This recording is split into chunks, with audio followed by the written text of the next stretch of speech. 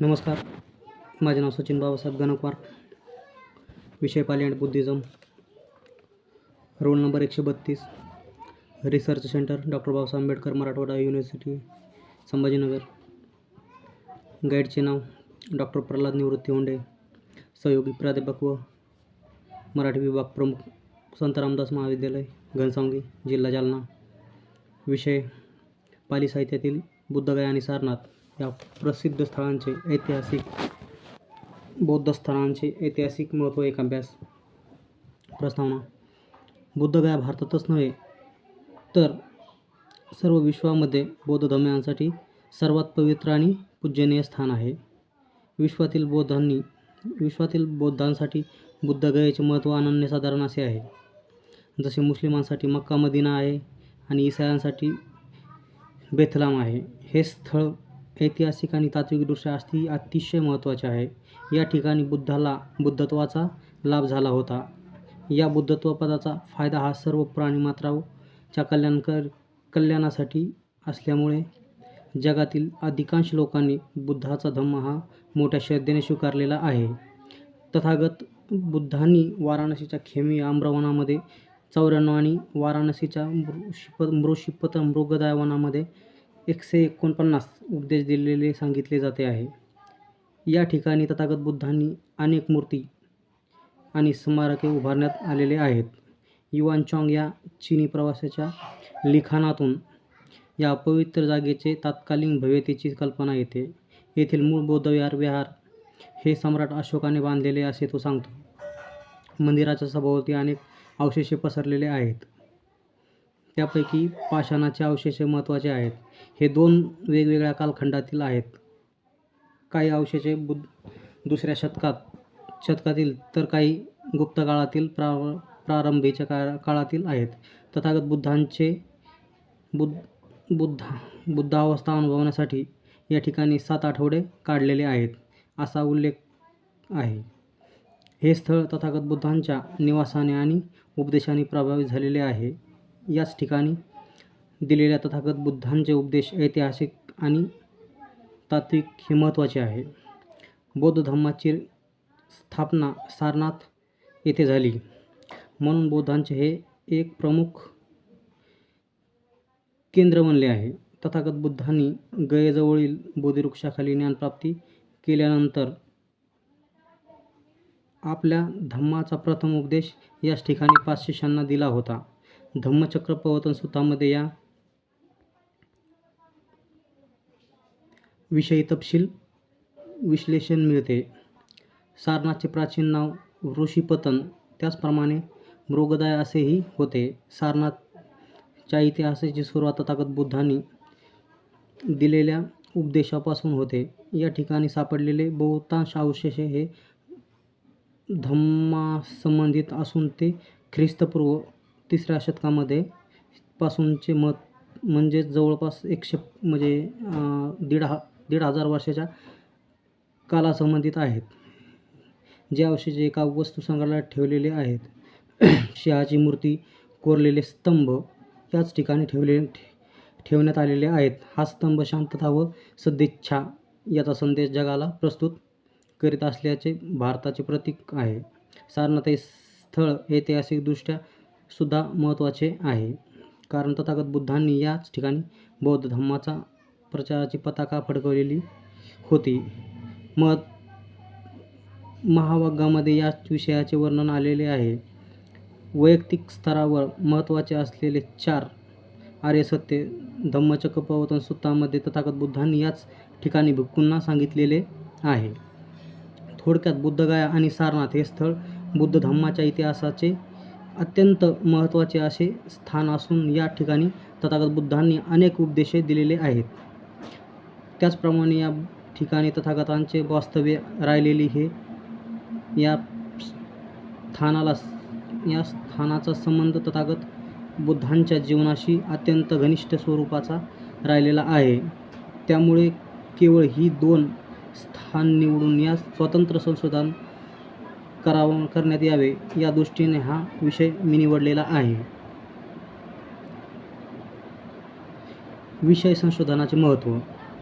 बुद्धगयाला बिहारमध्ये बोधगया असे म्हणतात. येथे बोधिवृक्षाखाली तथागत बुद्धांनी संबोधी प्राप्त केली. सुरुवातीचा बौद्ध ग्रंथ बुद्धगया हा शब्द वाचवयास मिळतो. अमरदेवाच्या शिलालेखात तो शब्द प्रथम वापरला गेला आहे. सुरुवातीच्या काळात बोधिवृक्षाला बोधिमंडल असे म्हटले जात असे. बोधिमंडल हा शब्दावरून बुद्धगया, बोधिगया, बोधगया वगैरे नाव पडले पाहिजे. 19व्या शतकात उत्तरार्धात व 20व्या शतकाच्या पूर्वार्धात अनागारिक धम्मपालांनी हिंदू महंतापासून बुद्धगया येथे महास्थविर बौद्धांच्या ताब्यातून आणण्यासाठी लढा दिला. त्याचप्रमाणे प्राचीन काळाचे बौद्ध बुद्धगयाला बोधिमंडल असे म्हणत. महावंशात त्या स्थळाचा गया असे म्हटले आहे. फाई यांनी त्याला बुद्धगया असे म्हटले आहे. परंतु बुद्धघोष हे श्रीलंकेला गेला होता. त्यांनी या स्थळाला गया असे म्हटले आहे. बोधिमंडल या शब्दाचा नीट अर्थबोध होत नाही, म्हणून बुद्धगया हा शब्द वापरला आला असावा. सम्राट अशोकाच्या 8व्या शिलालेखात असे म्हटले आहे की सम्राट पवित्र संबोधी स्थळाची धम्मयात्रा केली. याच ठिकाणी ह्युयांग यांनी देखील आपल्या प्रवासात वर्णता ऐतिहासिक महत्त्वपूर्ण माहिती दिलेली आहे. त्याचप्रमाणे हे स्थळ तथागत बुद्धांच्या ऐतिहासिक उपदेशांनी देखील प्रभावी झालेले आहे. त्याचप्रमाणे या ठिकाणी असलेल्या बोधिवृक्षाच्या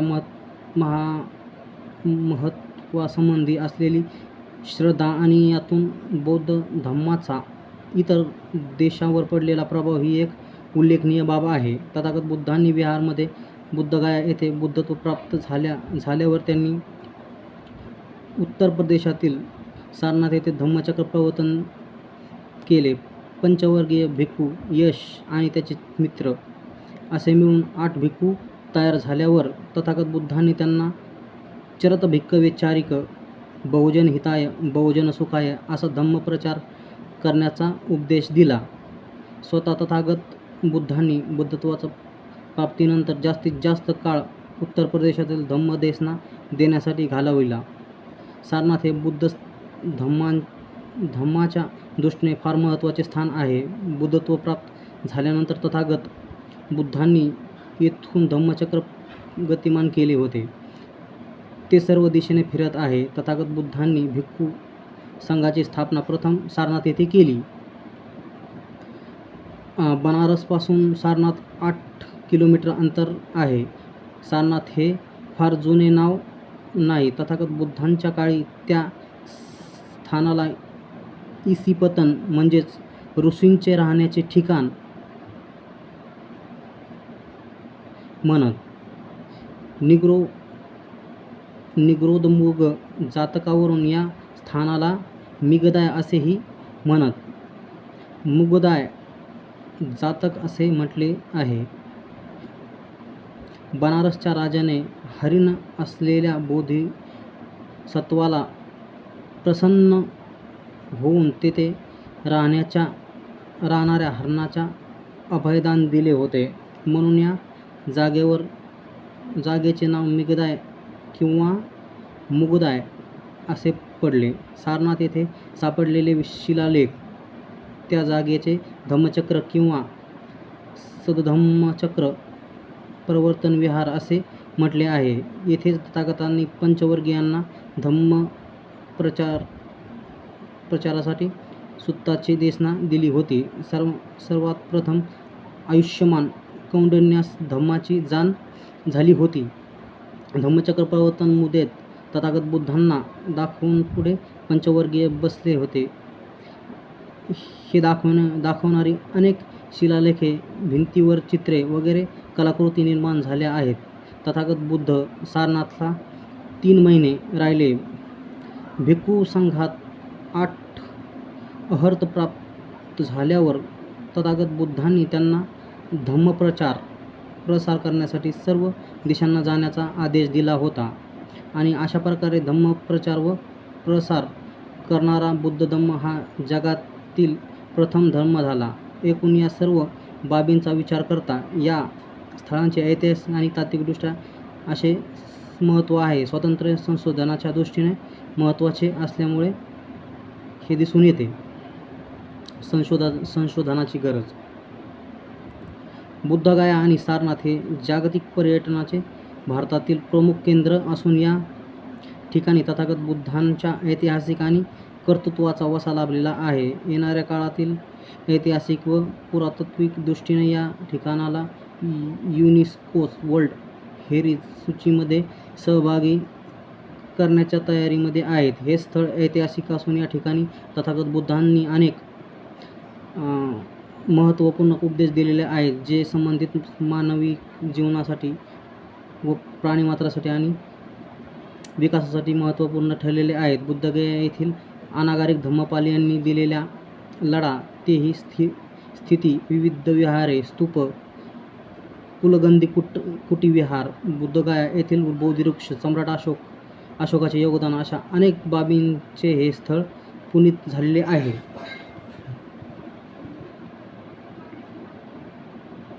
गुप्त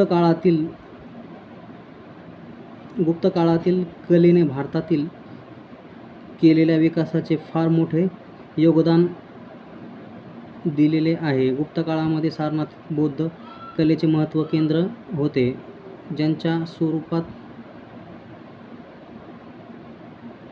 धम्मचक्र मुद्रा असलेली मूर्तीकडे पाहिले जाऊ शकते, ज्या प्रमुख मुद्रेमध्ये ज्ञान व शांतीची स्पष्ट झलक पाहावयास मिळते. या मूर्तीकडे सजीवतेची झलक दिसून येते. या प्रतिमेच्या स्वरूपात तथागत बुद्धांना एक भव्य आसनावर बसविलेले मुद्रेत प्रदर्शित केलेले आहे. मूर्तीच्या वरील बाजूस तथागत बुद्धांच्या मुखमंडलाच्या चारही बाजूस बनलेले गोलाकार भाग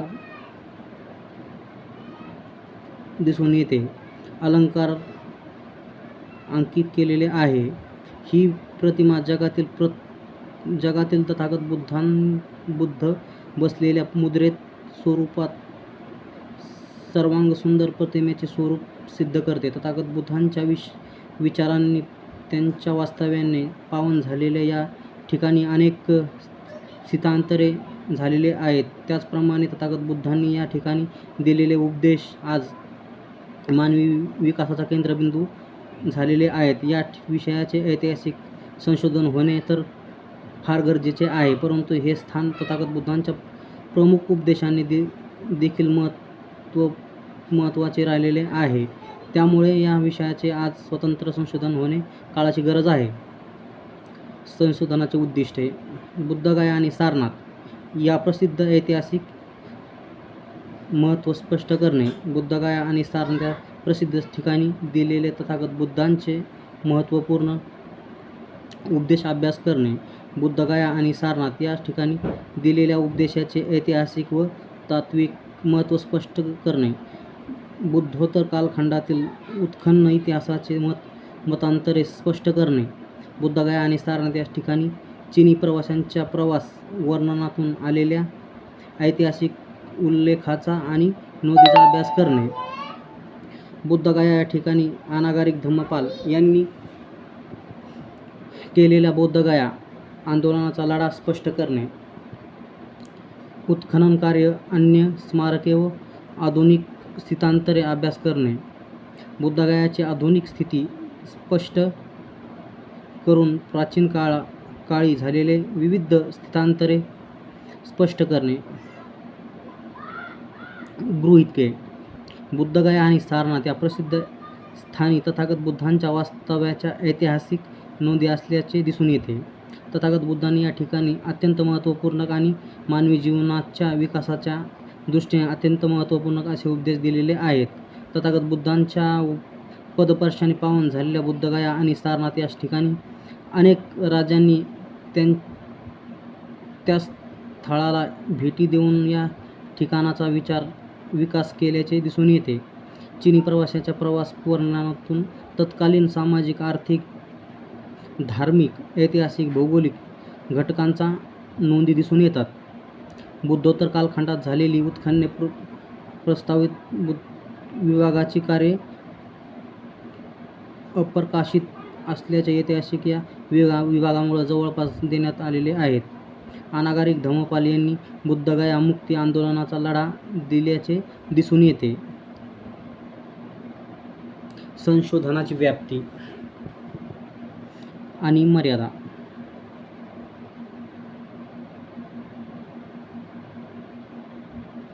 प्रस्तुत संशोधन हे बुद्धगया आणि सारनाथ ह्या ऐतिहासिक स्थळांचे संबंधित असणार आहे. या संशोधनाचे बुद्धगया आणि सारनाथ संदर्भात तथागत बुद्धांनी दिलेले उपदेश, त्या उपदेशांचे मानवी जीवनावर आजही प्रासंगिकता, त्याचप्रमाणे बुद्धगया आणि सारनाथ यांच्या संशोधनामध्ये 3 चीनी प्रवाशांचे लाभलेले योगदान, कनिंगहॅम योगदान, विविध राजांचे राजाश्रय, आधुनिक काळात करण्यात आलेली उत्खनन ह्या संदर्भात असणार आहेत.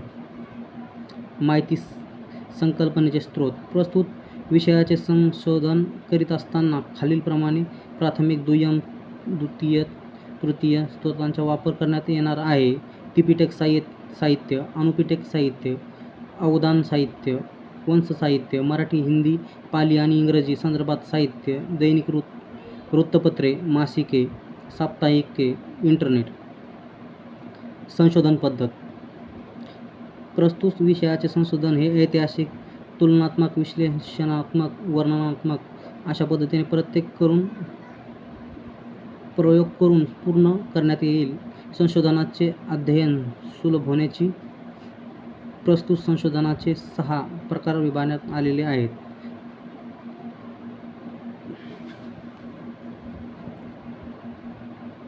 पहिले प्रकरण, बुद्धगया आणि सारनाथची ऐतिहासिक पार्श्वभूमी. प्रकरण दुसरे, बुद्धगया येथील तथागत बुद्धांचे ऐतिहासिक उपदेश. प्रकरण तिसरे, बुद्धोत्तर कालखंडातील बुद्धगयेचे ऐतिहासिक स्थितांतरे. चौथे, सारनाथ येथील तथागत बुद्धांचे ऐतिहासिक उपदेश. प्रकरण पाचवे, सारनाथ येथील स्तूप विहारांचे उत्खनन कार्य आणि विश्लेषण. प्रकरण 6, निष्कर्ष आणि मूल्यमापन. संदर्भ ग्रंथ. अशा प्रकारे PhD कोर्स हा सेमिनार पार पडलेला होता. एवढं बोलून माझे सेमिनार संपवतो. जय हिंद.